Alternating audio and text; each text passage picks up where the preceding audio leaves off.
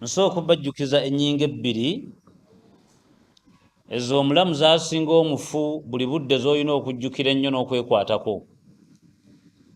Ennyingo esooka y'ey'okujjukira amazambi go gonna ge wanyiiza Allah n'ogeenenya buli lunaku, kubanga omufu tayogera, ekyo gwe ky'osinga omufu. N'okulwana ennyo buli lunaku n'okolayo akalimo nga kapya ako akasanyusa Allah, kubanga omufu takola, ekyo nakyo kisinga omufu. Ennyingo ezo ebbiri Allah buli lwakuyamba ne zikubeerako nnyo, osembera kumpi ne Allah subhanahu wa ta'ala. Tuzzaako okusaalira omubaka Muhammad sallallahu alaihi wasallam eyajja n'obusiraamu bwe mulimu ne bamujerega, nakaakana amaze ebbanga ery'emyaka eri mu 1400 mwana mu emeka bakyamuvuma, naye gwe bavuma yafa, naye n'abaleetera eddiini. Musa alaihi salatu wassalamu bwe yabuuzibwa n'ebiki by'otugamba Katonda yaani, n'abagamba nti ma alimtu lakum min ilahi ghairi, simanyiiyo bunyinza bagamba ngo jje kali mu ggulu, simanyiiyo. Ni bwaba nga alina amagye, ni bwaba alina ki, simanyiiyo gwe nyinza bagamba. Okuleko yaliwa? Allah ne yeeyogerako nti ana rabbukumul a'la, nze mulezi wammwe ndi eno waggulu. Kati bannabbi emirimu gyabwe baagituusa gye muli ng'ogwa mmwe kugoberera. Ennyingo yaffe gye tuliko olwaleero nga tugezaako okulaba biki omuntu by'asobola okwekwatako Allah aleme mwokya. Mwe twagamba nti pointi yaffe endala egamba omuddu okumanya Allah we biki by'asobola omukola. Toddamu gwa mazambi. Allah subhanahu wa ta'ala omuntu tamumanyi nga kinene gyali, wabula atamufokasingako nnyo, kubanga omuntu asukkuluma wateeka okukoma. Muntu yeewulira amaanyi alowooza asinga empologoma, muntu yeewulira obwamalaaya alowooza asinga embwa, muntu yeewulira obubbi alowooza yasinga mu nsi. Buli kimu omuntu akyewulira. Kati Allah takunyumyako mu Qur'ani lwakuba nti olina amaanyi, wabula akunyumyako akufokasingako nnyo. Toyina kyoli naye oyitawo nnyo. Lumu yakubuuza a antum ashaddu khalqan am as-samaa'i banaaha, bwe bw'otuula eyo ng'oli mu nnyumba yo olina wooli oli bw'omu, weewulira ng'agwe osinga eggulu eryo oba osinga ensi kw'oli, otuka okutambula ng'oli munene ovume buli kintu. Tosobola kuteeka mu nsi eno kituli lwakuba nti ozitowa nnyo. Wa an tablugha aljibaala tuula, wadde olusozi lwenza oli okwenkana nalwo. Kati Allah subhanahu wa ta'ala akufokasingako nnyo, so si lwakuba nti olina enkizo ebitonde gye bitayina, naye alaba ng'ate gwe oyitawo nnyo. Bwe kuba kwonoona oli wala nnyo. Oyinza okuteeka embwa awantu n'ogiteerawo akabuzi, ng'embwa nnume ng'akabuzi kaluusi, n'ebeerawo emyaka egi, n'okomawo emyaka 5 ng'embuzi tezaalanga. Tosobola kugalira ssula na mbwa kumala myezi 3. Embizzi mbusulu bwayo n'emimwa nga bw'ogira mwe yawuttaalira, tesobola kuteeka bwereere bwayo mu kabina ka mbizzi. Gy'olaba ng'ekibizzi ekyawuba, naye omuddu alina amagezi gwe bateeramu omunnyo n'omanya nti gwakaaye, n'oddira obwereere bwo n'omumwa gwo n'obuteeka awantu abayita empitambi, nga n'embizzi tesobola kukikola. Kati Allah okufokasingako mu Qur'ani takufokasingako lwakuba nti akwagala nnyo olina enkizo, akulemerako nnyo lwakuba nti wasukka wookoma. Min ayi shay'in khalaqahu, mugende mubabuuze. Allah akubuuza, gende mubabuuze. Bwe yeerabawo ng'atambula namutonda muki? Yayokya kyuma n'akugjamu? Tyoli mugumu nnyo motoka bwe kuba tovaawo? oba oli guti singa amagye gajja ne gakuba gasobola okulemwa oli ki yaga min nutfatin khalaqahu namujja mazzi tayina kyalina ki naye ate ayitawo nnyo alina obutaala bungi mwina obutaala mwina amalala bwe bojjayo obwereere bwoti n'ogalira mu loogi amagezi gakugamba gwosinga obwenzi naye nkukakasa embwa nga yakutte embwa ginnaayo obudde bukya olwogirabyeko ngaeri omulondo olwogirabyeko ku mmwanyi esiba futulu enywa kyayiwo enjaga neggwe bimala biteekako magumba 9 ewa ngenda kulumba omwana ajja kumpulira embizi zegenda live dakika ze 10 nezaala abaana kati webulya bwamalaaya bwebukutta ekaze ndi kabaka oliryo olina ki ennuma ereetera enkazi 7 zonna nzizaala gweyina abaana bameka nga waliwo n'omukazi wagamba saidi n'akulaba ndeka owakooyi wayabise bakutisse ebintu oweddeyo embwa ne bwojja kumwendeza ekire kuba kati bwamalaaya bwewewulira Allah kwe kufokasingako ennyo so si lwakuba nti oli munene nnyo yesu kyakwogerako ekkubo ng'oyagala okumala amazambi okumulowoozaako biki byasobola okukukola nekyo tasobola kukola huwa alimu alhakimu huwa alimu alhakimu bw'aba alamula wakati w'ebitonde yeetegereza nnyo tasobola kukola nsobi alimu alhakimu era ajja kuyita ku lunaku lw'enkomerero lwojja okukkiriza nti mulamuzi mulungi agambye nti yegwe wayenda ku gundi nga nti Allah yenze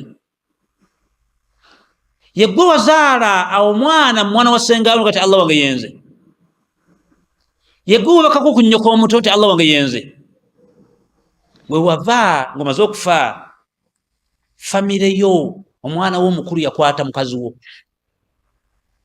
we wava ng'omaze okufa kitabani kyo kyawamba jjajjaawakyo akuzaala maama wo we wava ng'omaze okufa muzzukulu wo mukulu yatema mukazi wo nga baagala maali kyosiga kyokungula huwa alimu alhakimu kati mugende mwende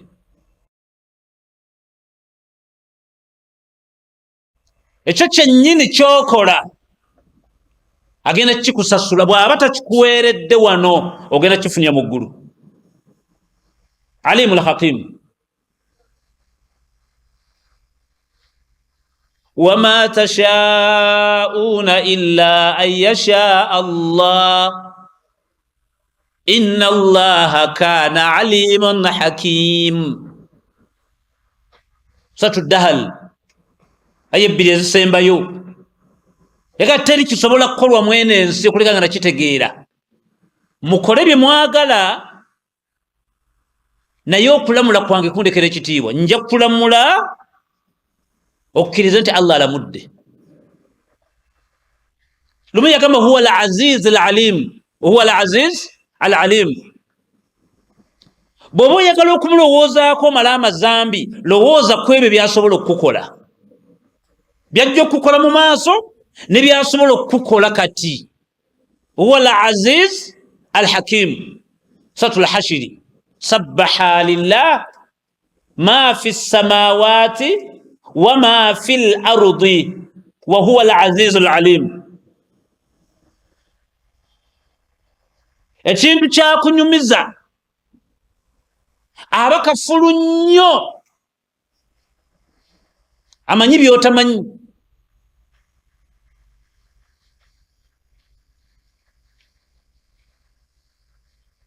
Allah subhanahu wa ta'ala ayina ekintu kya qadir huwa al-qadir kyo kimulowoozeeko agera from nowhere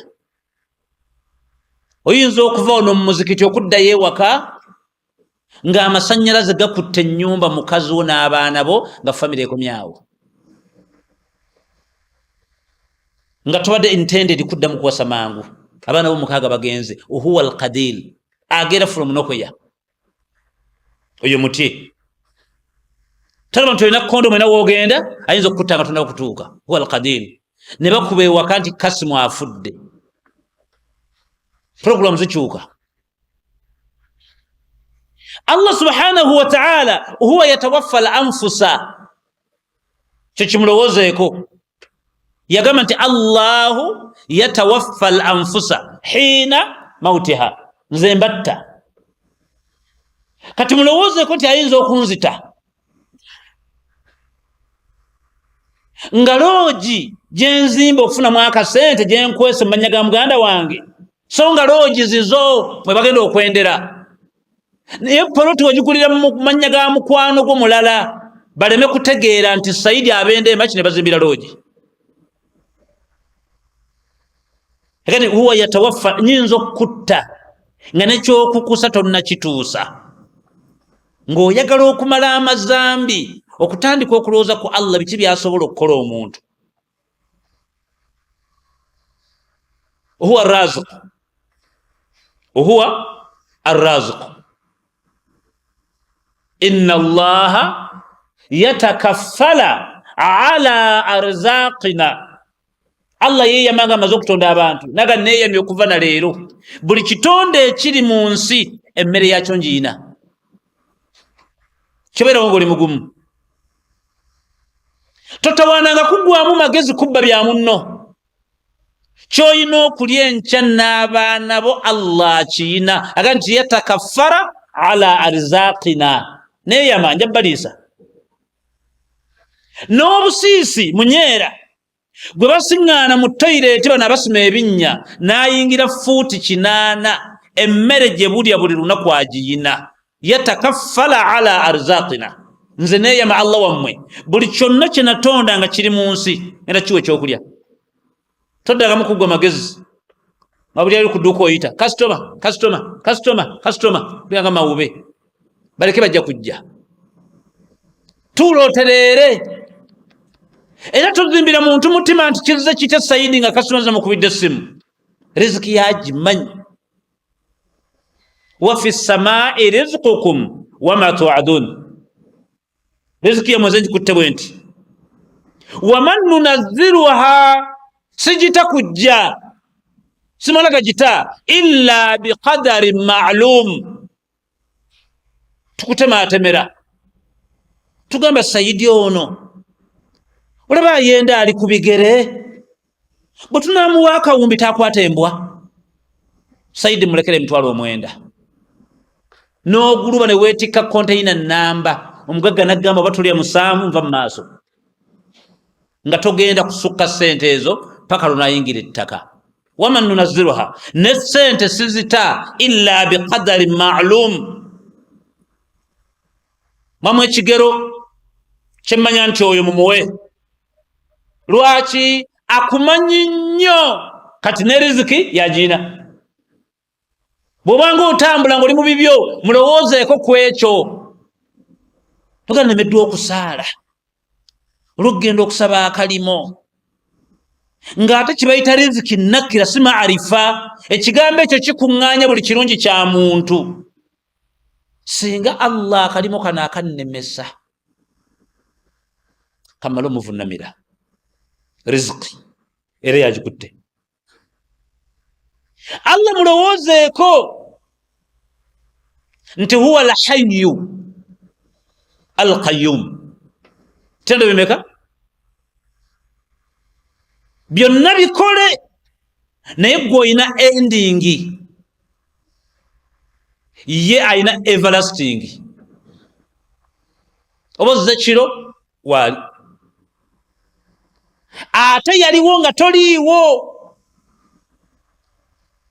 kati buli byogenda okukola mu puroguramu ze ekyo kyekengera nega naye ate ye takaddiwa nze nkaddiwa emyaka gye nnyina gina 7 ekimpasa akagola akato Saidi nyinamu amagezi nkyalina yemeka takaddiwa ali mu ggulu abakazi kimulowoozeeko nti gwe entambula zo zirina limitation ate ye ali stand still forever. Mulimu mumwe abantu boolaba n'okukkiriza nti omusajja ono ku Obote 1 yali si wa kusaaga ng'emyaka oyingidde 60 naye ng'osobola okunnyonnyola ebitendo by'obuwala obumanyi sexy. Abaana bange mumanyi ki ffe kuva dda ku Obote 1 kookalaba amahipusi n'engalo nga mpanvu akuwasanga agamba ebyo yaliwo ku Obote ki atandise obbaga nti baana bange akkiriza nti agenze. Allah subhanahu wa ta'ala akunyumiza emboozi ng'eyaleero gwe neekuyitako nasaye nga anyumya ng'eyaleero. Yakugamba nja kukutta nga yakakutonda ne bazatta bangi era kyakyogera ohuwa alhayyu alqayyum. Mulowoozeeko nti ye tavaawo mulamu ate yeeyimirizaawo bw'ati gwe olina kwe weekwata waliwo ebitagalamukko n'ovunamu n'omusaba. Olina lw'okuba essimu ew'omuntu ng'oyawo emitwalo 7 okomye.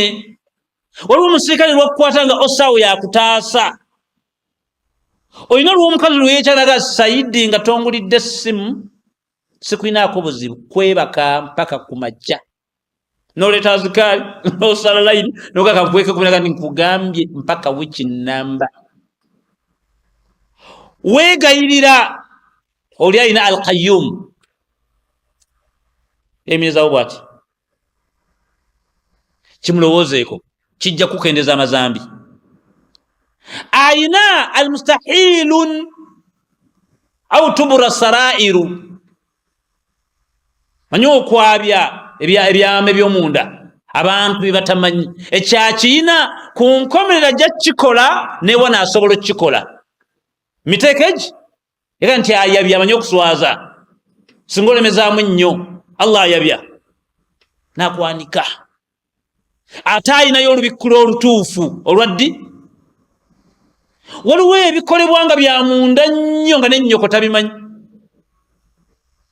Gw'obadde okimanyi nti abaana bakifeesa abasinga abali ono munansonyiwa nti booda ze mutambulirako nga mulina ensawo mubeere nnyondo nnyoko takimanyi. Era gwe okola emirimu gyo Kampala naye ng'abaana bonna abafa ekyengera osaalira wano. Maama wo talina kyamanyi neki nannyini ggulu akimanyi. Bulubo ekyo ky'ogenda okukola oyekozesa okulowoozaako tolowooza ku nnyoko wadde ossi kubanga ossi waliwo ebimuyitako naye ono amanyi ebyama byaffe bingi ate ayabya.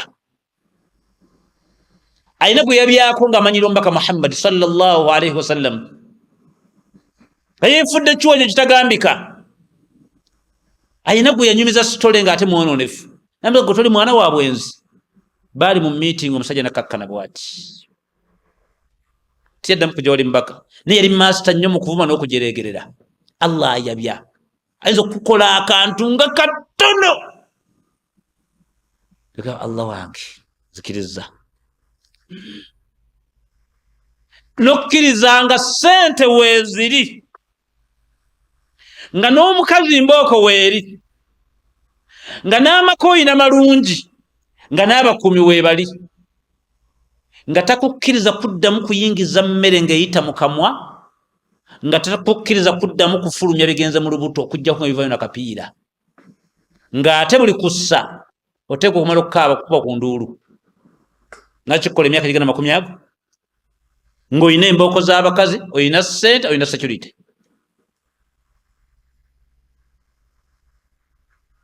Fatadunnu anfusakum halatan min qabl muddu mukubonaabona okwo okunya natandika okukuba ebirowoozo nazaayo natta gundi nabba gundi natta gundi twatta omwana wa gundi twalya sente za gundi twabba ettaka lya gundi twatta mama wa gundi.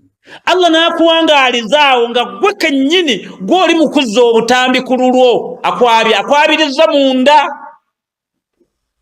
ng'okubonaabona n'ebirowoozo by'oliko kiriko bwoti akwabizza kati ate agenda okukwanika ku lunaku lw'enkomerero yawuma tubura sarail mulujjudde genti yettagundi yegundi eyazaala omwana omukulu mu mukazi we yegundi watu omumanya eyakubba ssente ku dduuka yegundi abaali baleese obuto ku dduuka yegundi yawma tubura sarail watarahum khashiin onaagenda okukyuka obatunduko abantu bonna bakukola ebikyamu nga bakkakkanye bagatusaba kutusonyiwa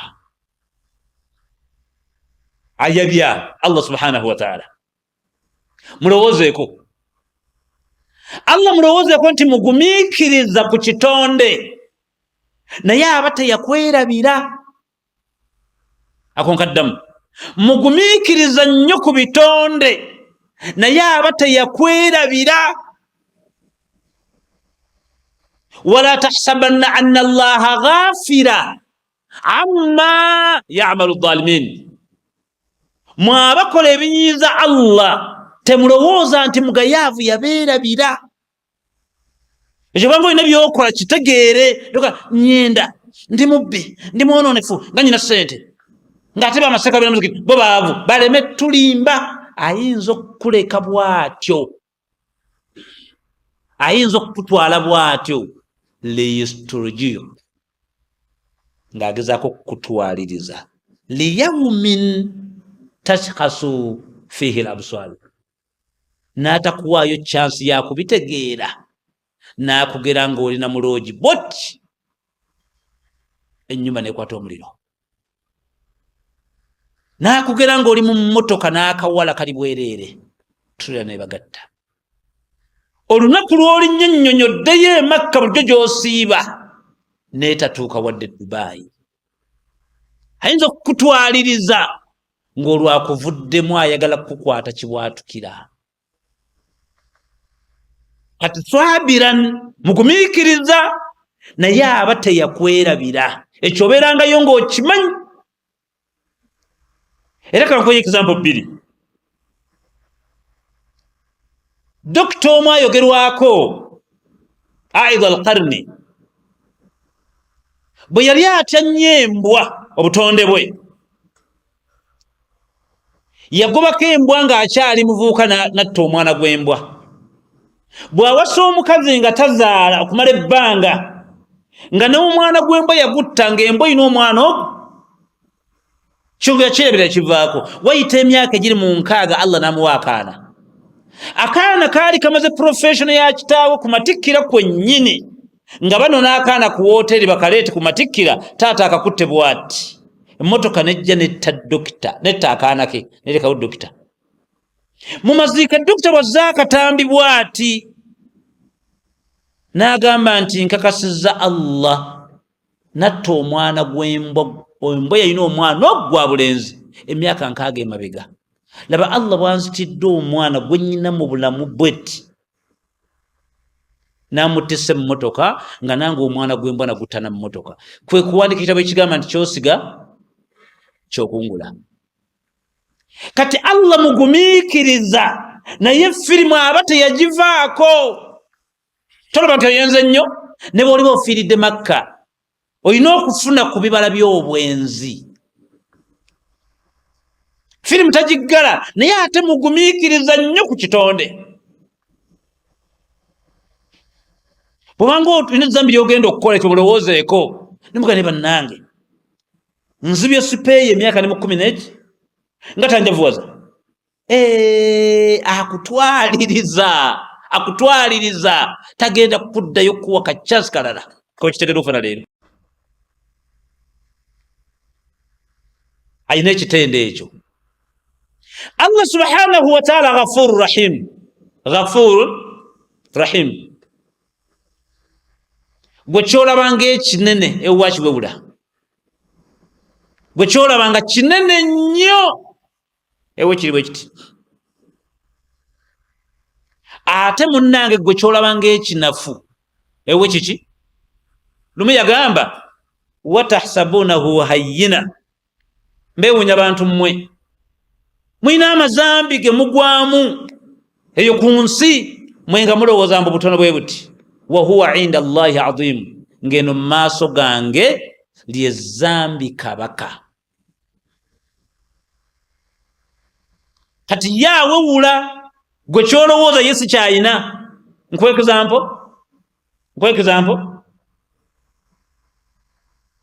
muganda waffe ayinza okugwa mu zambi ku muzikiti wano nanywa omwenge, bamusiŋŋana ng'omuddu yanywedde makindye ng'omuddu yeekojobedde, ne gafuluma wano waasaalira, imaamu n'amuyimiriza emimbali naga nti omusiraamu wammwe yondo mwalabe mawulire wakubaddu salaamu salaamu aleikum sitaani gwe mugamba tumukole ki omujego ono? kwata omuzindaalo weesalyewo ekibonerezo. Badde nsaba buli musiraamu akubemu kibooka emu nga mukuba omusajja wa Katonda ku mwenge ng'agenda. Wayita omwezi ogwokubiri gwe omuddu bamusanga ali embizzi, imaamu nga yazina kunnya, mwangu omujja olw'ekizibu nga batuula, kizibu ekiguddewo, Kasimu ate ku mwenge agaseeko ki kakasimu Kasimu wabaaki tukolere ki? Badde nsaba mu nkuba emiggo nga sambadde gyakyeyogeredde nga mwambula nga mukola ki? Omwana oyo ng'awangaala mu umma nga muswavu olw'amazambi geyakola ki?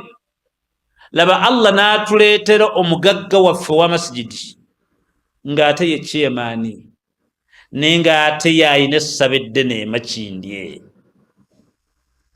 n'abagamba byonna wano ku masigidi bye mwagala muŋŋamba nga bukyali, nze Haji Gundi nannyini ssente. Baga nti Allahu akbaru Allahu akbaru Allahu akbaru. Yaga nti ente y'okuluno weeri bwe munafuna byamulekwa bokwera muŋŋamba bine mwala ku masigidi muŋŋamba nga bukyali, era olwasaliddewo ejjuma banne mulindeko omugagga abwe ku salaamu nga ajja emimbali nga bagamba salaamu aleikum olw'ekyemani wammwe ayina essabo. Omwana oli gwe mwaswaza ne mumukuba emiggo olw'okunywa omwenge ne mumwongera emiggo olw'okulya embizzi, ekyewa Allah kitono, naye chairman wammwe ono ayina essabo ewa Allah kiki? Kati bingi tubirabye mu nsi ng'omuddu akkiriza omushirika okukyala mu maka ge.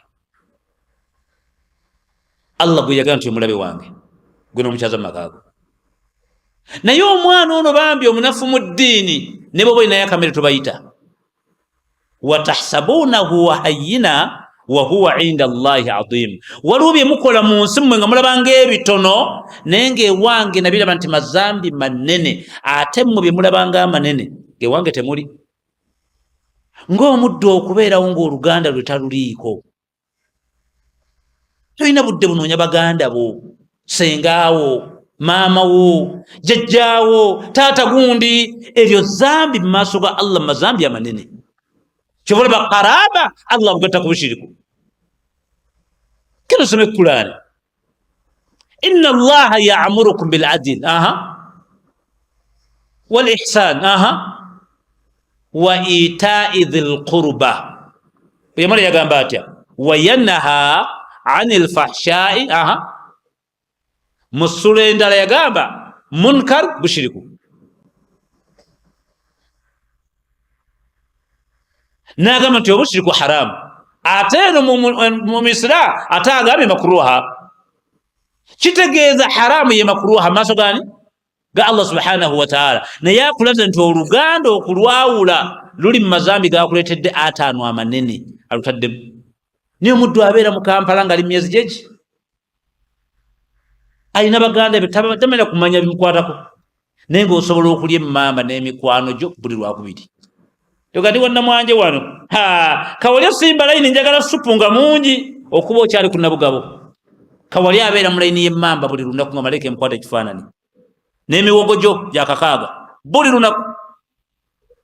Tosobola kugula ey'etime kubeera nnyogo. Kati Allah huwa ghafurur rahim, ekyo mukimulowoozeeko, musonyi nnyo ate musaasizi. Gwe bambi kyolabanga ate ekinene nnyo muleke ekyo nammwe, ate gwe kyolabanga ekinafu kigenda kufuukira ekizibu gyakola ki gyali. Mulowoozeeko ekirala nti Allah subhanahu wa ta'ala alimun azizan, mumanyi naye omumanyi eyerekereza, mumanyi nnyo ne mumanyi eyerekereza. Oba mukitegedde? Allah subhanahu wa ta'ala bwonna okupalapalanya kwe mukola n'ofumba kino n'ofumba kino n'omaliriza wallahi ng'ekyuma okijjayo e Japaani ku bwongo noga nti wano nze wakola wano gwe wano nkola. Allah aba yategedde obwongo bw'otaddemu n'obubbi naye n'akwerekereza olw'okulwanako. Amanyi nnyo naye ate ku bwongo bw'omuntu Allah yerekereza. Leka omuddu muveeko. Naye nze akugamba doole yakacyankalana kati ogula togula. Doola keekize kane kagula ebintu by'omusajja laba nojja oguza ebintu ku doola omuddu ebyowaggulu nga gwe akakodyo koobaze ogenda doola egudde oleete ebintu ku layisi omukubeko ssente. Obwo tibuba bubbi na bulyaza amaanya. Obwongo bw'okozesezza mu bizinesi Allah kyaga nti nkumanya nga nti yagadde okufumba naye kale namuleka. Eka nti Allah alekera omuddu ng'ate mumanyi nnyo ye nagati abadde najja wano muleke. Era bangi bakozesa ekkalamu baddokita nga bukulimba methane, butane, pentane, excel naweereza munne taga sirapu nakasanvu neweenoonya butane awandiise kyaki ng'ayogera ku sirapu. Mwe tumanyi busawo si ekyero mg n'ateekayo magnesium gw'ayagala okukuwa ne chloride amwogeddeko. Chloride yeetagisa ki wano? Obwongo obwo bwe beesigaliza bo mu mulimo gwabwe bababbe oba akufunemu ekyo kye yakusinga mu ekyo. Muntegeera? Allah kimanyi nnyo naye olw'okuba yakozesa bwongo kituukako yamwerekereza taminako musango. Amanyi nnyo naye ate omumanyi eyerekereza n'akutegeera nti banaamufumbye. Mwe temumanyi kye bayita magnesium. Magnesium mwabasomako oludokita eri mu laboratory nga batabula empeke gye bayita magnesium oba kale kambawe gundi panado. Empeke gye bayita panado eri mu laboratory zaabwe eyo yempeke esemba okugendamu ebisejja by'enjaga. Ebisajja byaki kyovula bagiyita pain killer. Kati amakulu bamaze okusengejja konko ow'enjaga gwe baagala nti oluki konko. Kati nebisajja ebisigalira bino nda bulungi bano babinyiga ne babinyiga amazzi agavaamu gegakola ki bagiyita pain ki. Bwebanga kivudde mu kisejja kiba kirowoozebwa okubeera katale ngera kyalayisi nnyo. Era bonna agenda amalwaliro ga gavumenti oba oyinza okusiŋŋaana olukebe bwe luti lwa 7-5 nda bulungi. Naye mugalo agenda mu famasi z'abasajja abo waniga panado 2 3 panado enameka empeke meka ngobadde ogifunidde nakasero. Yaga nti azizan aliman nze omulezi wammwe n'obwongo bwe mukozesa munnoomuleke enyeeno mba nabutegedde dda naye nkulekera kyasikuvunaana ekyo kimulowoozeeko bwobanga otetenkanya. Ega nze akulayirira wallahi banzaala kigo kino ekyuma ndyako emitwalo ago kino nkikoledde lwakuboze n'enkofiira. Allah lagate mutabi kigalimba nagaleka nkubuli ekisembayo nkwagadde kulwa kuba nti mamiwo wango yesunazaisi bwentyo. Allah nagate mutabuli kinono amagezi mwegali egati ekisembayo nkikubuulire ojjukira mu kuziika mu kyalo bw'oyambako kojja ekyo kikunjagazza. Azizan Allah n'obwongo bwe mukozesa obwo obususse munno omukulembereyo abumanyi nakwerekereza. Ekyo kirowoozenga ku Allah subhanahu wa ta'ala nti naawe wooba otuuse mu kutegeera aba yeeyiseewo nnyo naye olaba ndesse nenzirya Allah njagala adde asobola okubbira oli ekyama tabuli kibugezi. Muntegedde? Allah mulowoozeko ku ekyo. Si kyekyokka Allah huwa tawwabu rahim, huwa tawwabu arrahim. mubeere bagumu. Teriiyo zambi ng'obadde okakasizza nti olimaze n'olitwala gy'ali n'agaana. Ekyo kimulowoozeeko. Tayinaayo. Teriiyo zambi ne bw'oba watta muntu kasi tokkiriza nti gwe nteeko digamba ly'oyo. Geno mugambe. Mu ssula eyitibwa Mudathiru yagamba ati Allah, wama tashauna illa an yasha Allah huwa ahlu ttaqwa wa ahlu lmaghfira. Mukiwulidde ekyo? Ega teriiyo kisobola kukolebwa mwene ensi, oba gundi alibba, oba aliwasa mu kyotala, oba olituna sipeya, oba olibeera mu biki. Teriiyo kisobola kutambula mwene ensi okuleka nga nakimanyaako dda ate nga nakyagala kibeere bwe kityo. Naye mundowoozeeko nze Allah wammwe huwa ahlu ttaqwa wa ahlu lmaghfira. Nze okusonyiwa kwange sirumya. Sagala kufukamizawo nnyo, sibikola. Nze okusonyiwa kwange siswaza. Nze okusonyiwa kwange sina kyenjagala. Niwe olubagamba nti seeka bw'oba oyagala okuwona ebigambo bye mpulidde ku kyalo, musiraamu funa embuzi lilla, gende wa kitaawo. Just muntu mukulu ayagala ki? Allah talina kyakwagalako wadde neki. Genda omugambe nti astaghfirullahi alazim alladhi la ilaha illa huwa alhayyul qayyum wa atubu ilayhi. Allah nenenya gy'oli. Teriyo asinzibwa mutuufu ng'oggyeko ggwe. Alhayyu alqayyum, gwe mulamu ate gwe weemalira ensonga zo. Wa atubu ilayhi, Allah nsaba kunsonyiwa. Nabbi yagamba nti omuntu aba tunamalayo ekigambo ekyo, Allah agayeba amaleka nti musonyiye. Kati huwa tawwabur rahim. Tadaaza nnyo ng'obadde omunyezezza. Niwe waliwo omuddu ekintu ky'okola munno, ega Saidi ogenda kuyitawo kawalya nga ayina entondo. Walayi ng'ogezezaako otuma abantu nga nawe byakusobera. Naye ogamba ne mumanyi twesange wa Allah. Allah ne bw'oba watta mwana ng'ayonka. Nojja mu kiro ng'ensonga ekuleesa eri eki, toga nti Allah ezzambi lye nakola olimanyi. Mulezi wange nsaba kunsonyiwa.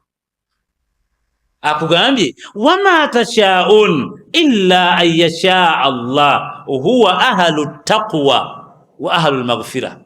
Teriyo asonyiwa nga taddoobya nga nze. Ne waliwo amazambi nga mazito nga tugakoze bantu nga naawe woyita tolabawo. Muddu yawasa omukyalo okimanyi, n'ogenda oyingira amaka ga muno n'ozaalayo abaana abo, tokomyawo muddu n'ojja osiigayo obulwadde. Muddu omwadde ebintu bimeka? Omuzaddemu abaana, omutwalidde obulwadde.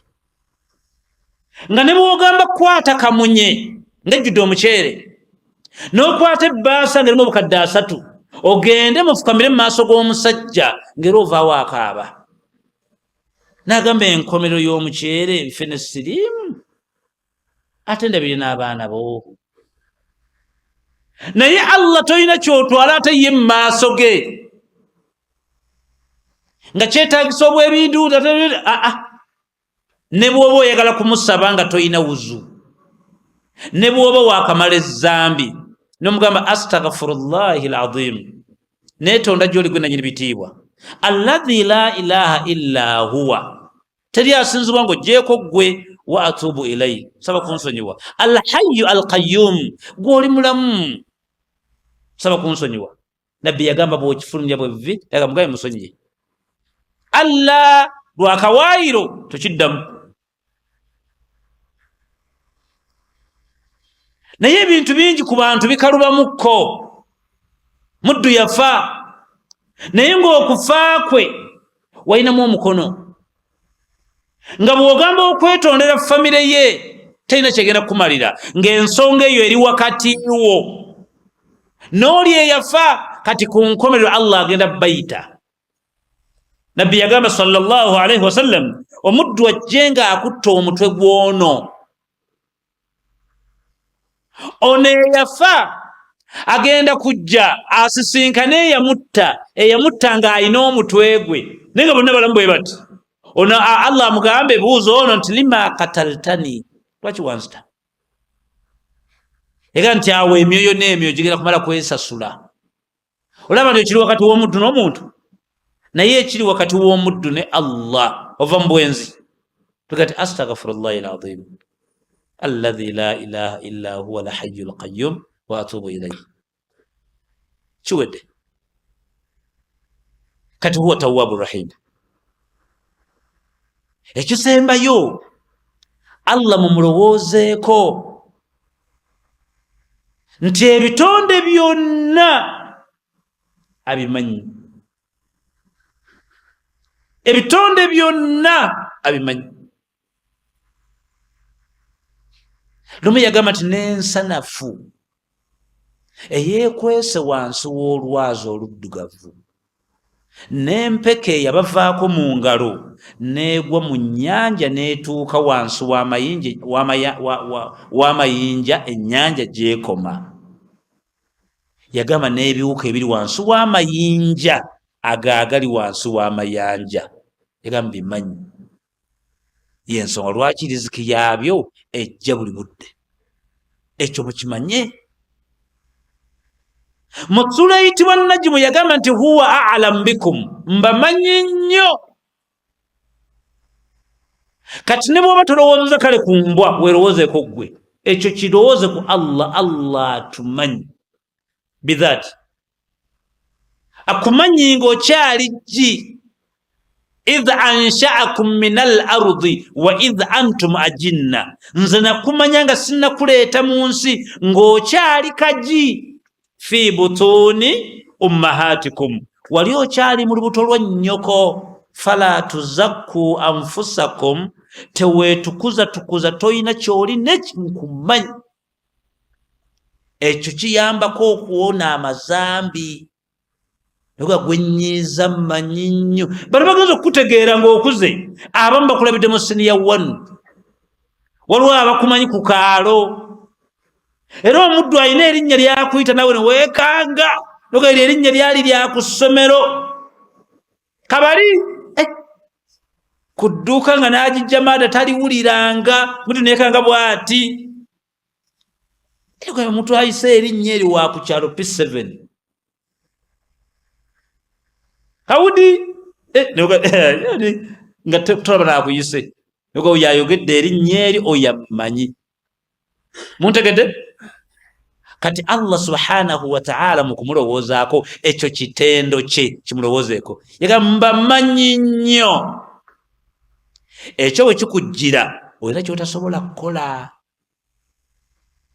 tabi yagamba nti ebintu bisatu omuntu bw'afuluma nabyo mu nnyumba bimuyambako okudda nga takoze haramu owulira ebintu bisatu omuntu lwabirowoozaako ennyo ng'afuluma mu nnyumba bimuyambako okudda nga takoze haramu okwebuuza nti navaawo bwenva wano ndagawo wano bwendya niyandeetawo bimala yega buli lwe bijja mu magezi agaddala munnaye nga bw'ofulumye bwoti bwodda ne bw'oba ng'okugenda kwolina appointment nga muyinza eiza okubba oba okukuba ku baana bakesesa emiggo oba ng'olinayo ekibbe mugenze gabana oyinza obutakireeta yega buli lwolowooza ebintu ebimeka nyoga naye wano navaawa bwenva ono ndagawo kale wano okujja woni yandeetawo ebintu ebyo bisatu navaawa am khuliqu min ghayri shay'in am humul khaliqun gwe bweweraba ng'otambula amagezi gagamba ova mu ggulu n'ogwanga nkuba oba oyina eyakutonda eyakuleeta wano abaali bamanyi oluwarabu baali abo nga bizze mu nsiko bisazeeko omubaka Muhammad sallallahu alaihi wasallam nga n'omuntu abalagiridde si mulala ye Uqbata ibn Abi Mu'ayth akoze obunanfuusi byajjanga byambadde engoye nga zitonnya bwe ziti nga balinganga abalaga nti bavudde na mu lubiri bantu banene balinako meeting nani ne bamugwako bonna nga beenaanisa ebiso. Bwe yabalaba n'ababuuza nti am khuliqu min ghayri shay'in am humul khaliqun. Gwe bwe weeraba ng'onyiridde oli munene bw'oti, amagezi gakugamba wava mu ggulu n'ogwanga nkuba, oba naawe oyina akuvunaanwako. Aliwa oyo akutta akawompo ka buli kitonde. Bali baali bamanyi Luwarabu ne bagamba nti ashhadu an la ilaha illa Allah wa ashhadu anna Muhammada. Just bategeera ekyo. Oyina akuvunaanwako. Ekyo buli lw'omulowoozaako bw'otyo nekyo tasobola kukola. Toka kituufu mukazi wange agaanye. Ayagala kibebi kyaffe kino kigende ku St. Wambwa oba ku St. Gundi. Omwana ono asomenga essaala z'emmere nga tamanyi na duwa ya mmere ya ddiini yange. Saidi nzimba ddiini yange, nnyino na ddiini yange. Omukazi n'akuulira ng'ologojjana n'agamba wuuba amalevu, nze sizaalanga ba imaamu. Ojja ogende mu butale gy'ozungireyo naye bye bipale ebikomole, ogende ozaale bonaatwala mu Islamiki, nviire ku baana. Kawali omwana enkyagaana okugenda ku ssomero ozoona amalevu n'ovuga emmotoka ku makya ng'ogenda ku ssomero. Muleka mpise ng'embwa naku lw'enkomero gye luli, muleka mpise motoka bayagala. Oba kubanga kawali amagezi gakola bulungi, wandirowoozezza lwaki wano wajja kukolawo ki?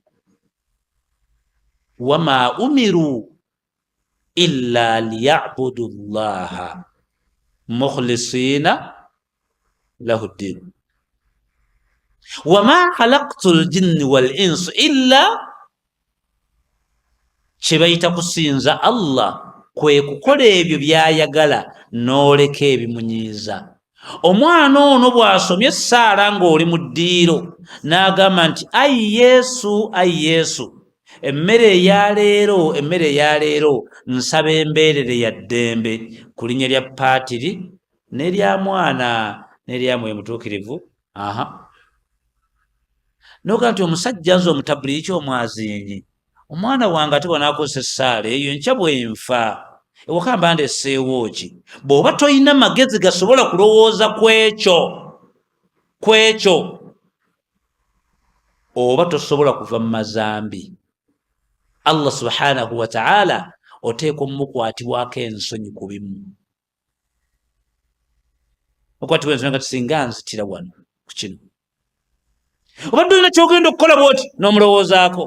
Kye tugambye eyo ensonga yaffe olwo tutambulidde nga mwagala okumala amazambi n'okubaako wookoma, okutandika okulowooza ku Allah na biki by'asobola okukukola. N'okimanyi nti ayinza okukutta nga tolwadde, nga tolina wadde empeke mu nsawo. Geza kulya nga amaanyi gakuggwamu, oli mu mmotoka mu takisi gakuggwamu ne weesigama bw'oti. Geza kuba ng'akyuka bw'oti nga bamalayika bali babiri, buli omu akutte essanda bbiri, omu alina akawoowo, omu n'agamba munne nti ya ayyatuha nnafsu tayyib ikhruji ila maghfirata min Allahi wa ridwan. Kitonde gwe Katonda gwe yateeka musajja ono, muveemu ojje wano olwaliro osula wa Allah mu kwesiima. Fatusiirun kama tasiiru man fi siqa, n'ovibwamu ekitonde nga kitambula. Oli mu takisi boogera, owulira, tosobola kubaddamu, bamalayika bakukolako emikolo. Tega nti fasuidu biha ila sama, mukintwalira empola mu ggulu. N'ositula amaaso mu takisi n'otunuulira mu waggulu mu ruufu nga bayitamu bagenda. Fala yamurruuna ila almalai almalaikata illa qaalu ma hadha ruuhu tayyib. Bageza tuwa ku stage baga muleete bitano nga Saidi takyekyusa. Kuguli kanguyiteko nga Saidi takyuka. Ono yabaga mmwe. My God, bonga lwa bitegedde nga byabaddewo eddakiika 10 emabega. Oyo buli lw'omulowoozaako nti ayinza okutta nga ne kondomu tonnazisumulula. Obadde wakagamba omwana wa boda nti Saidi tomumanyiira, nakugambye ayo saifu gadi noka gendo bagaye bakuwe genda ku kliniki. Ono omwana yaziganye ayina empaka abali tannadda. Aleka gye twagala mwoyo gwo. olwa lusula wa Allah. Buli lwotandika okumulowoozaako mu anga eyo era kyotasobola kukola. Allah lumu yagamba yeewolereza nabbi, laga nabbi tiyabbye. Otalo lumugamba nti yabbye eminyako, tiyabbye, tasobola kubba. Okumanya okubba si kwagala okutwala ebitali bibyo. Yenna gwe n'aleeta ku lunaku lw'enkomerero nga yagenda n'omunyago ogutali gugwe, gwe nnyini agenda kutambula nagwo nga gwaka nga bagenda mu muliro. Muddu n'akuwa mu mmotoka n'akuza nti omupiira gwa mmeka, nti 21 eki, ogenda gikolera mmeka, nti emitwalo eki, ogireeta ssaawa mmeka, nti ssaawa 9, n'ogenda okwata omupiira gw'omanyi nti mukadde ne baguwagala enjora n'oguwa omuddo.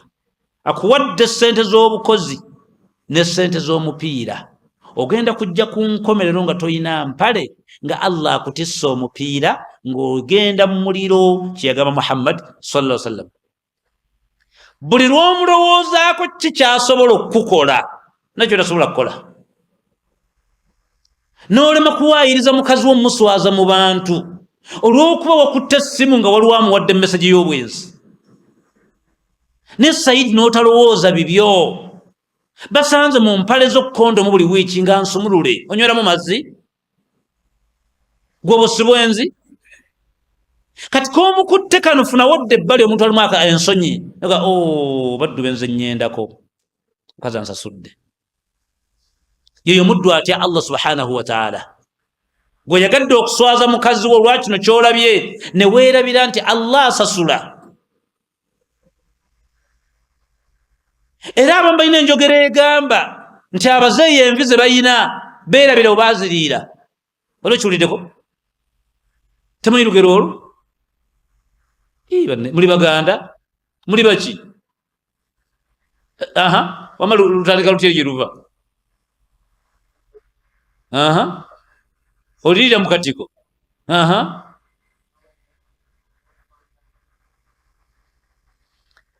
Era Tabi omu yagamba naye mulimu ebitundu n'ebifo wosiŋŋaana statement n'ogamba bannange oba nabbi yakyalako wano. Statement nga statement ngumu nnyo. Abaganda bano bayinza okukola Tabi oba Sahabi yayitako wano. Engero zaabwe ezisinga zonna zisomera nnyo aya ne hadisi za Nabbi sallallahu alaihi wasallam. Statement eyo Allah okikola wano okisiŋŋaana wali. Kye statement eyo Allah gyakutegeeza. Okikola wa kisiŋŋaana wali. Ofa n'ovaawo ng'olina muka musajja gwe wayendako n'omutta. Omwana wo n'akikolera ddala nga bwe wakikola, ku nkomero n'akunyumiza ekintu ky'omwana gwe kya muzzukulu wo. Kye wakola wano okisiŋŋaanya wa? Kati kyo Allah mukimulowoozeeko, buli kimu asobola okukikola, asobola okukutayiza waba ayagadde. Eyo ebadde ekkowa lyaffe ery'olwaleero. Hayaakumullah wa jazaakumullahu khayra. Subhanakallahumma wa bihamdik, nashhadu an la ilaha illa anta, nastaghfiruka wa atubu ilayk. Assalamu alaikum wa rahmatullahi wa barakatuh.